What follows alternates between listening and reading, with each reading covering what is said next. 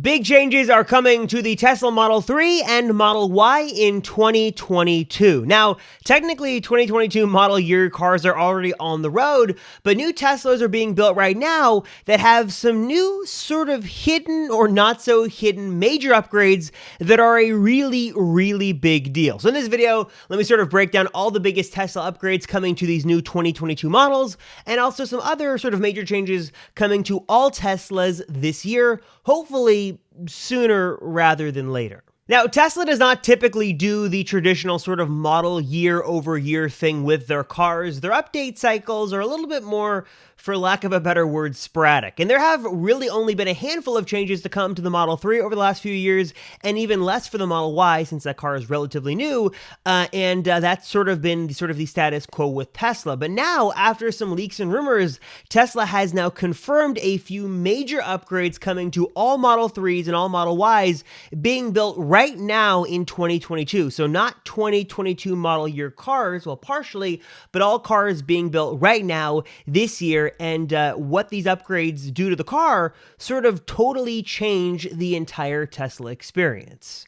One of the first major changes here is Tesla sort of following what they've done in China here in the US, and that is to switch away from the Intel Atom processors the Model 3 and Model Y vehicles have used over to the all-new and more powerful AMD Ryzen series processors. Now, on the surface, this may not seem like a big deal, maybe not even that noticeable, but there is way more to this change than what you may think of, at least on first glance. First off, the Intel processors currently powering Teslas aren't necessarily slow by any means, but also by multiple accounts, it's sort of hitting its limits. Tesla is using basically every ounce of power available on that processor to run the UI and to do Tesla Theater and streaming and all that stuff, and there probably isn't a whole lot of power there or headroom for future growth. If Tesla wants to add new features, they want to push some more advanced software updates, the Intel Atom processor can really only be pushed so far. Now, that story is completely different when we're talking about the AMD Ryzen chip that is now in these newer vehicles, because they're more powerful and in turn also offer some more headroom for future software updates. We've also begun to see some side-by-side videos pop up on Twitter that show just how big of a difference this makes. It's really a dramatic difference, and even Tesla itself, in its own documentation, admits that the Ryzen processor allows for quicker app load times, improves the refresh rate and smoothness of the display, and also allows for quicker connectivity speeds. Now, on that last note, I'm not exactly sure what Tesla means, since the photos we've seen of owners with this Ryzen processor inside show the car still has the same LTE mobile processor for mobile data, so don't expect like any blazing 5G download speeds or anything like that, but the faster processor may allow for better rendering of pages, maybe better caching, and like I mentioned a minute ago, inevitably we are going to get to this point where the Intel Atom processor just cannot handle some of these newer features. We're already sort of starting to see some of these issues crop up today, and of course this has been the case with older MCUs in the Model S and Model X, and it is again going to inevitably happen with the Model 3 and Model Y with the Intel processor inside. It is just a matter of time. Again, this Ryzen processor sort of allows for this next generation of Tesla software updates. It gives more headroom, it allows Tesla to push even more advanced features and software updates, and maybe this is sort of what we see in the next couple of years. Maybe this is CarPlay on your Tesla, maybe it's a new, more powerful, customizable UI, maybe it's an app store. Not exactly sure what changes Tesla could bring, but having that beefier, more powerful processor inside should mean that Tesla can do more things. Another big upgrade coming to these 2022 Model 3 and Model Y vehicles is the addition of a new heated wiper system. According to Tesla documentation, heated wiper park will be crucial in colder climates as it unfreezes the wipers from the lower part of the windshield. Now, personally, I cannot comment on this. I am in Southern California where it never really gets cold or snows for better or worse, but I'm sure many of those of you who are watching this in areas that get a lot of snow or in freezing conditions will definitely appreciate this and definitely see this as a really big deal, especially if you park your car outside. If you're in a carport or don't have access to a garage, being able to unfreeze the wipers from the windshield is going to be a really big deal. Interestingly enough, though, it is worth pointing out that Tesla is quick to disclose that these cars will have the necessary hardware for this heated wiper system, but the feature might not be available right away, but rather coming sometime in the future through an over-the-air software update. They also say this can be controlled from the Tesla mobile app, which is really cool, and should be really nice on those cold mornings to basically heat the car up on the inside and now sort of on the outside. Should be really nice to see this on the Model 3 and Model Y, but again, know that it's probably not going to be coming or sort of on from the factory floor, but the hardware will be there, but it'll be a sort of turned on later through the magic of the over-the-air software update.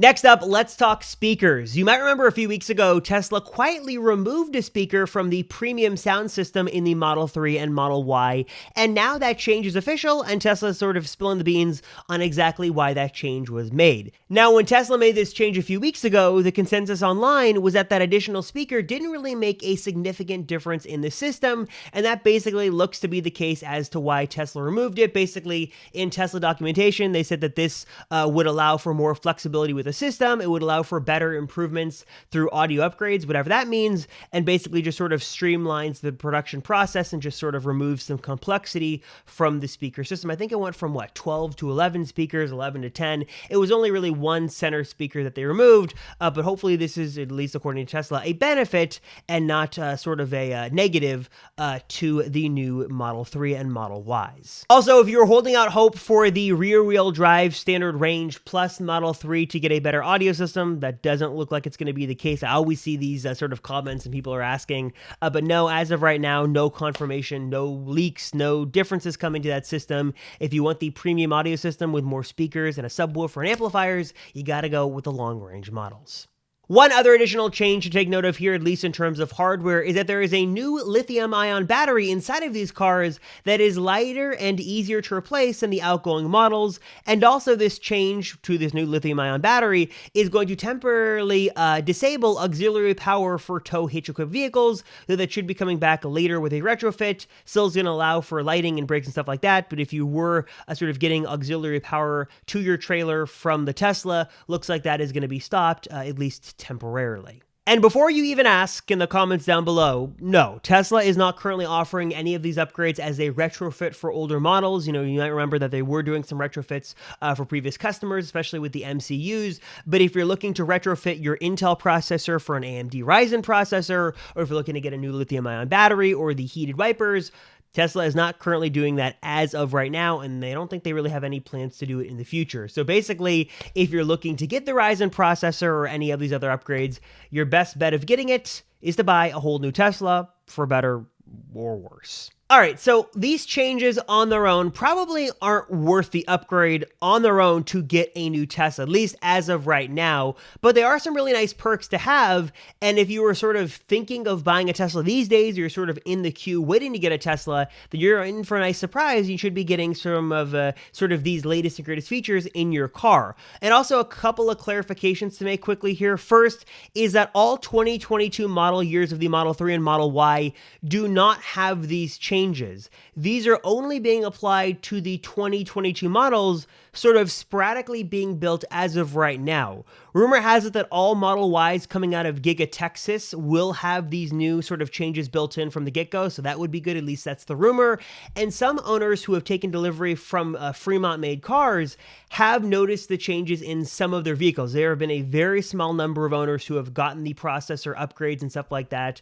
I think they were doing it in stages, so there were some who got the Ryzen processor and they didn't get the heated wipers, but it looks like Tesla's going to be making all these changes, but they're going to be making it sort of over the next few months. There have been some rumors that the Fremont factory might go down a bit in output as Tesla sort of retools for these changes, or some other things could be changed here. But just to be clear, that they are coming in 2022 to the Model 3 and Model Y, but they're not guaranteed as of right now. So if you take delivery tomorrow, you might have these changes and you might not. Probably in the next few months, they'll become a little bit more streamlined, a little bit more popular, and they should be making their way to all Tesla vehicles. But just something to keep in mind is that they're not going to happen instantaneously. Tesla does not typically do things overnight, besides price increases and stuff like that. But just so you know, that's sort of what we know as of right now as to when these upgrades will come. Something else I'm super curious to see how Tesla handles in 2022 is full self-driving. Now, FSD beta as it stands right now is great. It's getting better and better. The system is really cool to see sort of in action. And I think the last number I heard was 60,000 people currently testing FSD beta, which is insane. And the number keeps growing every couple of weeks, which is really cool to see. But beyond just FSD beta, there have been a lot of issues with sort of the FSD full self-driving package as it stands right now. You might know that Tesla just raised the price of FSD from $10,000 to $12,000, and many want Tesla to make that package a little bit more flexible. And many argue that for that money, for the $12,000, that when you buy FSD, it should be an investment into your entire Tesla ecosystem, meaning that FSD is not tied to the physical car, but it's tied to your account. So if your Model 3 that you have FSD on wrecks tomorrow, the next Tesla you got would still have that FSD thanks to sort of the purchase of it being applied to the account. Same for maybe people who have multiple Teslas in their house. If one person was to spend $12,000 on FSD, every Tesla on that account would gain the benefit of that package. That's something that has been rumored for a while that many people want Tesla to do, but they haven't done yet, at least. Maybe that happens this year. And also any changes to the FSD subscription service. As of right now, even though the price of FSD went up to $12,000, the subscription service is still around $200 per month if you're coming from no existing EAP or anything like that. So I'm curious to see if the prices on that change. But I'm curious, what are your thoughts on full self-driving as it stands right now? Would you buy it if you were going to buy a new Tesla for $12,000? Would you subscribe and do the monthly thing? Or do you think Tesla should change the way FSD is applied to the account and apply it to the account and not just to the car itself? What are your thoughts on FSD? Let me know in the comments down below. And also, what are your thoughts on these changes coming to 2022 Tesla Model 3s and Model Ys? What do you want to see from Tesla this year? Are you excited for the AMD Ryzen processor? Do you want those heated wipers on your car? And what are features you'd like to see coming, or what would you like to see come to Teslas, if I can even speak? It's been a long day, I'm sorry. What do you want to see come to Teslas in 2022? Let me know all your thoughts in the comments down below. As always, thank you guys so much for watching. I really appreciate it. I'm Robert Rosenfeld, and I will see you all in the next one.